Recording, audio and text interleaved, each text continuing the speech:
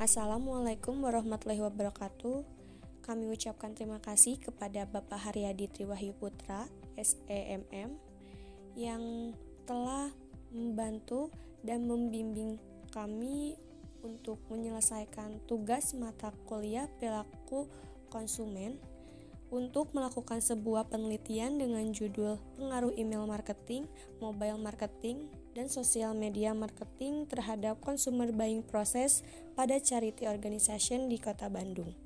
Dalam penelitian kali ini tentunya saya tidak sendiri, saya bersama rekan-rekan saya yang beranggotakan Gilang Prima Muda dengan NIM 129, Muhammad Altorik Alwifadila dengan NIM 131, Syifa Aulia Nugrahani dengan NIM 138, Dila Fajar Atika Sari dengan NIM 146, Najwa Salsabila Isnaini dengan NIM 157, dan saya sendiri Ranisa Nusafitri dengan NIM 139. Selanjutnya izinkan kami untuk memaparkan penelitian yang sudah kami teliti. Untuk yang pertama adalah latar belakang. Organisasi amal memainkan peran penting dalam mengatasi berbagai masalah sosial, lingkungan, dan kesehatan. Organisasi-organisasi ini biasanya merupakan entitas nirlaba yang bertujuan untuk melayani kebutuhan publik. Mereka sering fokus pada bidang-bidang seperti pendidikan, pengentasan kemiskinan, program budaya, promosi kesehatan, dan penelitian. Pemasaran digital menawarkan badan amal secara efektif untuk menjangkau sejumlah besar donor potensial dengan cepat, efisien, dan hemat biaya. Selain itu, ini memungkinkan mereka mengumpulkan data tentang donor yang dapat digunakan untuk mempersonalisasikan kampanye di masa depan agar dapat memberikan dampak yang lebih besar. Pada akhirnya, pemasaran digital adalah alat yang sangat berguna bagi badan amal di era digital saat ini untuk mengoptimalkan upaya mereka, penjangkauan mereka, dan memaksimalkan efektivitas kegiatan penggalangan dana mereka. Di sini saya akan menjelaskan mengenai fenomena menurut Helena et al. Pada tahun 2019. Pengaruh kualitas website transparansi informasi, keuangan, dan kepercayaan terhadap niat berdonasi secara daring pada situs Kitabisa. Pemilihan Kitabisa secara objek penelitian yaitu karena fenomena crowdfunding yang ada di Indonesia Kitabisa juga memiliki pengungkapan informasi keuangan yang unik, yaitu dengan menampilkan jumlah donasi yang dibutuhkan dan menampilkan besaran donasi yang diterima pada halaman website penggalangan dana serta adanya keterlibatan informasi dari Kitabisa terkait adanya biaya administrasi sebesar 5%.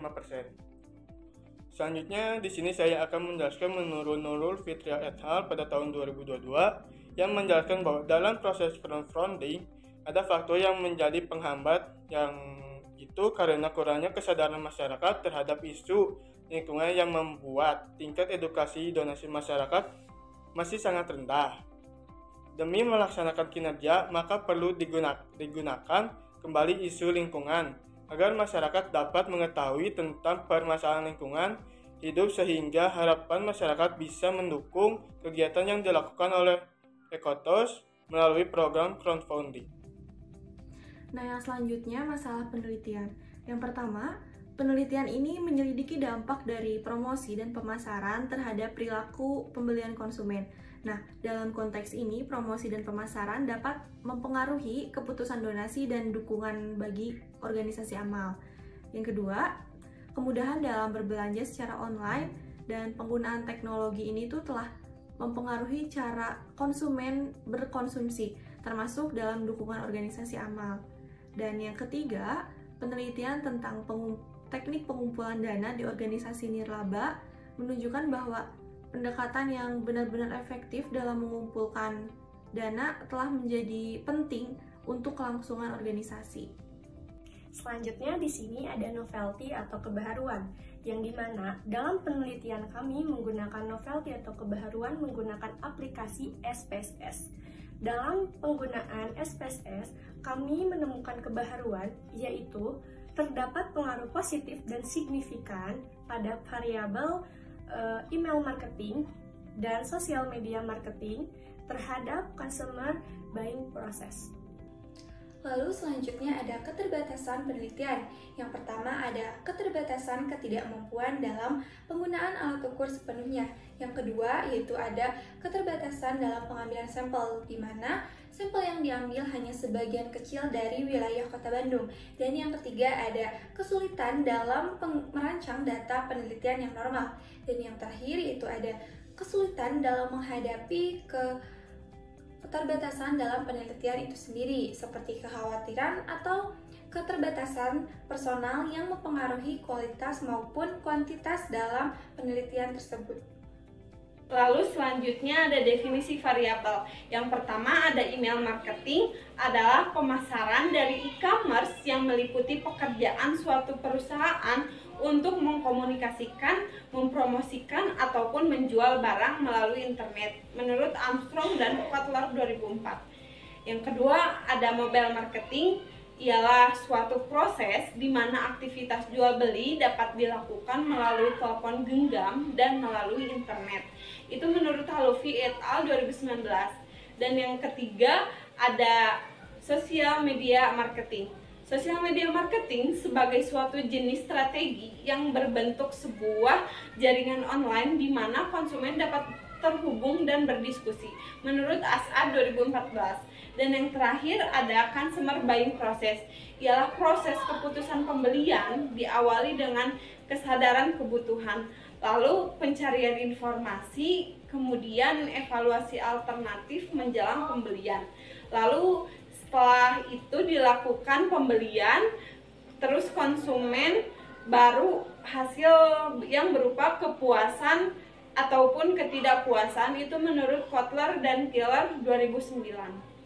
Lalu consumer buying proses selanjutnya, yang pertama ada problem recognition, yang kedua ada information search, yang ketiga ada evaluation of alternative, yang ketiga ada purchase decision, dan yang terakhir ada post purchase behavior. Selanjutnya ada model konseptual. Model konseptual adalah pengaruh antara variabel independen, yaitu email marketing atau X1, mobile marketing X2, social media marketing X3 terhadap variabel dependen, yaitu customer buying process atau Y. Dengan hipotesis H1 diduga email marketing berpengaruh positif dan signifikan terhadap customer buying process, H2 diduga mobile marketing berpengaruh positif dan signifikan terhadap customer buying process, H3 diduga social media marketing berpengaruh positif dan signifikan terhadap customer buying process, dan H4 email marketing, mobile marketing, dan social media marketing secara simultan berpengaruh positif dan signifikan terhadap customer buying process. Selanjutnya di sini saya akan menjelaskan mengenai model empiris. Yang pertama itu ada email marketing. Nilai signifikan dari email marketing yaitu 0,01 yang berarti berpengaruh positif terhadap customer buying process. Yang kedua ada mobile marketing. Nilai signifikannya itu adalah 0,279 yang berarti berpengaruh positif terhadap customer buying process. Yang ketiga ada social media marketing, nilai signifikannya itu 0,015 yang berarti berpengaruh positif terhadap customer buying process.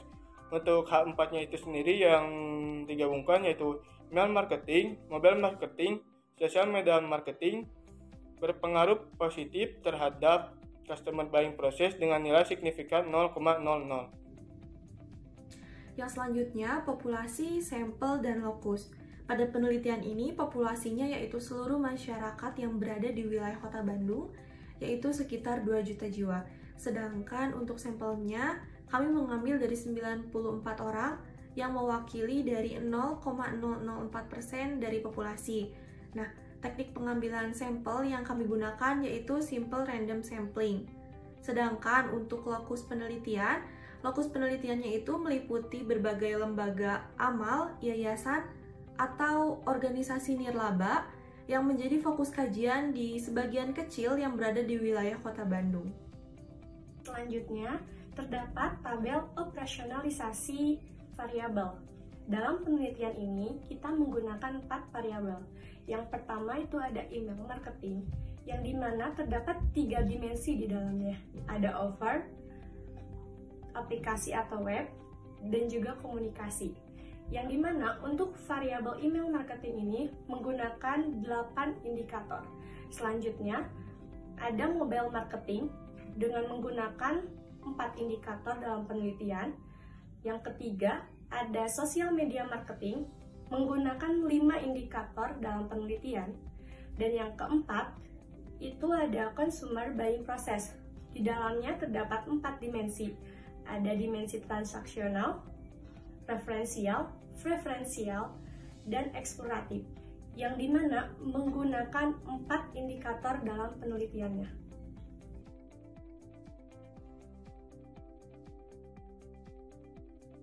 Yang pertama yaitu ada usia, di mana responden penelitian ini sebagian besar berusia muda, yaitu usia 17 sampai 25 tahun. Dapat dilihat dalam diagram di atas, yaitu usia 17 sampai 25 tahun menyumbang 55% dari total responden, dan juga ada usia 26 sampai 35 tahun yaitu 27,9%, dan usia 36 sampai 45 tahun sebesar 14,4%, dan juga usia 46 sampai 55 tahun sebesar 2,7% dari total responden. Dan yang kedua ada domisili. Responden penelitian ini adalah responden yang tinggal di wilayah Kota Bandung. Pekerjaan. Sebagian besar responden penelitian ini yaitu merupakan mahasiswa, yaitu sebesar 40,5%. Dan yang lainnya yaitu seperti pegawai swasta, wirausaha, PNS, dan juga adapun pekerjaan lainnya. Dan yang nomor 4 yaitu ada penghasilan, di mana responden penelitian ini yang paling besar yaitu berpenghasilan kurang dari 3 juta per bulan, yang dapat dilihat dalam diagram di atas sebesar 45,9%, dan untuk penghasilan 3 sampai 5 juta sebesar 18%,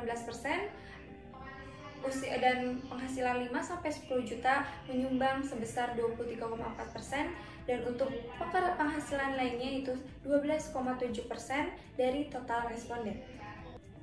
Nomor 5 yaitu pernah atau tidak pernah dihubungi.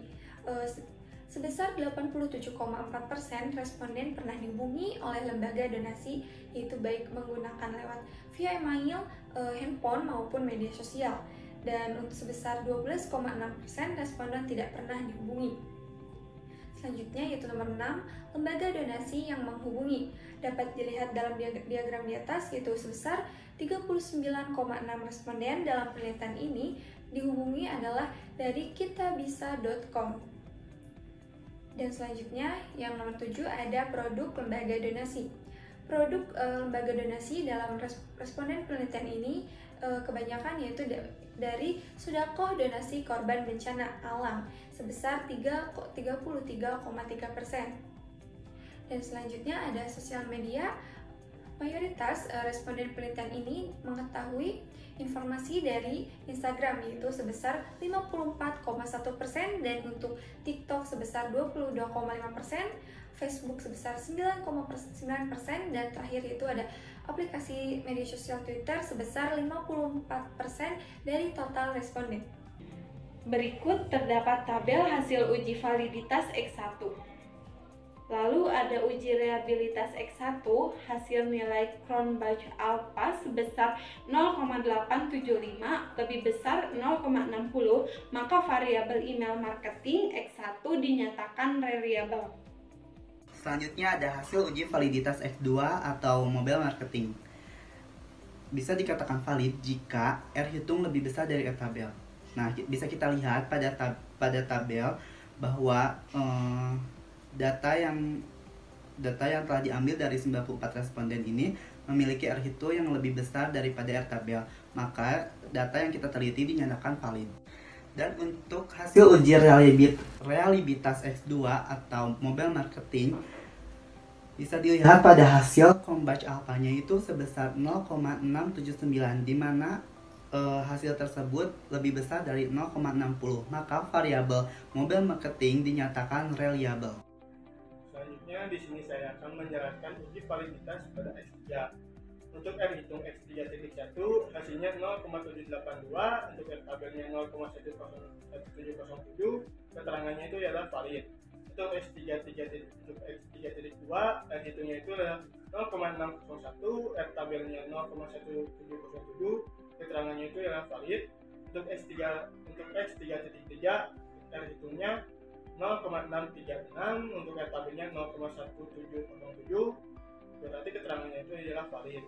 Untuk X3.4 hasilnya 0,6670, untuk R tabelnya 0,1707, keterangannya itu ialah valid. Untuk X3.5 R hitungnya 0,735, untuk R tabelnya 0,1707, keterangannya itu ialah valid. Baik, selanjutnya di sini saya akan menjelaskan uji reliabilitas X3. Untuk uji reliabilitas X3, karena nilai Cronpach alpha sebesar 0,718 mendati lebih besar 0,60, maka variabel X3 sosial media marketing X3 dinyatakan reliable. Nah, berikut ini adalah hasil uji validitas dari variabel Y atau consumer buying process. Data ini bisa dikatakan valid jika nilai R hitung lebih besar daripada R tabel. Nah, bisa kita lihat dalam data yang sudah tersedia, R hitung lebih besar daripada R tabel, maka dari itu data ini dikatakan valid. Yang selanjutnya, hasil uji reliabilitas variabel Y atau consumer buying process. Bisa kita lihat nilai Cronpach alpha-nya yaitu sebesar 0,609, yang dimana nilai itu lebih besar daripada 0,60, maka variabel Y ini atau consumer buying process dinyatakan reliable. Selanjutnya ada uji normalitas, yang dimana jika nilai signifikansi lebih dari 0,05, maka data berdistribusi normal. Sebaliknya, jika nilai signifikansi kurang dari 0,05, maka data tidak berdistribusi normal. Pada penelitian kami menghasilkan nilai asintotik signifikansi yaitu sebesar 0,063, yang artinya lebih besar dari 0,05. Maka interpretasinya ialah data yang kami teliti adalah data berdistribusi normal. Selanjutnya ada uji multikolinearitas, yang dimana jika nilai tolerans lebih dari 0,10 dan nilai PIF kurang dari 10, maka data tidak terjadi gejala multikolinearitas. Dalam penelitian kami, menghasilkan nilai signifikansi di nilai tolerans itu lebih dari 0,10 dan nilai PIF kurang dari 10. Maka data dalam penelitian kami disimpulkan tidak terjadi gejala multikolinearitas. Selanjutnya ada uji heteroskedastisitas, yang dimana jika nilai signifikansi lebih dari 0,05, maka data tidak terjadi gejala heteroskedastisitas. Sebaliknya, jika data atau nilai signifikansinya kurang dari 0,05, maka data terjadi gejala heteroskedastisitas. Pada penelitian kami, untuk variabel X1, X2, X3 menghasilkan nilai signifikansi yang lebih besar dari 0,05. Artinya, data yang kami teliti tidak terjadi gejala heteroskedastisitas. Selanjutnya yaitu ada hasil olah data menggunakan uji T, di mana kelompok kami telah menguji data dan menghasilkan bahwa email marketing dan juga sosial media marketing berpengaruh positif dan juga signifikan terhadap customer buying process, tetapi mobil marketing tidak berpengaruh terhadap customer buying process. Pengolahan data menggunakan uji F dengan menghasilkan tabel ANOVA yang dapat dilihat di atas bahwa secara simultan variabel email marketing, mobil marketing, dan juga sosial media marketing berpengaruh positif dan signifikan terhadap customer buying process. Selanjutnya kesimpulan, berdasarkan hasil penelitian yang dilakukan di wilayah Bandung Kota, dapat disimpulkan bahwa H1 dan H3 terdapat pengaruh positif dan signifikan untuk variabel email marketing terhadap consumer buying process dan sosial media marketing terhadap consumer buying process pada level signifikansi 5%. Dengan didukung salah satu penelitian oleh Ahmed Othman Aliziko, Amal Asfor di Egypt bahwa konstruk pemasaran email menghasilkan pengaruh positif langsung yang signifikan terhadap proses keputusan pembelian konsumen. Konstruk sosial media marketing menghasilkan pengaruh positif langsung yang signifikan terhadap consumer buying process. Akibatnya H1 dan H3 terkonfirmasi. Namun, berbanding terbalik dengan hipotesis 2, tidak terdapat pengaruh mobile marketing terhadap consumer buying process pada level signifikansi 5%. Sedangkan pada penelitian yang dilakukan oleh Ahmed Othman Aliziko, Amal Asfor di Egypt juga mengungkapkan bahwa konstruk mobile marketing menghasilkan efek positif langsung yang signifikan terhadap proses keputusan pembelian konsumen. Sebagai konsekuensinya, hipotesis kedua terkonfirmasi. Yang terakhir itu ada saran. Yang pertama ada implikasi ilmiah. 2 dari 3 hasil hipotesis, yaitu H1 dan H3, menunjukkan keberhasilan menolak WHO. Dengan demikian, baik email marketing maupun sosial media marketing ditemukan berpengaruh terhadap consumer buying process. Artinya, semakin tinggi pengaruh email marketing dan sosial media marketing, maka semakin tinggi juga tingkat consumer buying prosesnya. Yang kedua ada implikasi manajerial. Implikasi manajerial terbagi menjadi 2. Yang pertama ada strategi pemasaran, meningkatkan upaya periklanan dan citra organisasi untuk mempengaruhi sikap masyarakat terhadap organisasi amal. Dan yang kedua ada keputusan keuangan, memperhatikan faktor-faktor yang mempengaruhi tingkat sumbangan amal perusahaan. Baik, kurang lebihnya penelitian kami mohon dimaafkan. Cukup sekian dan terima kasih. Wassalamualaikum warahmatullahi wabarakatuh.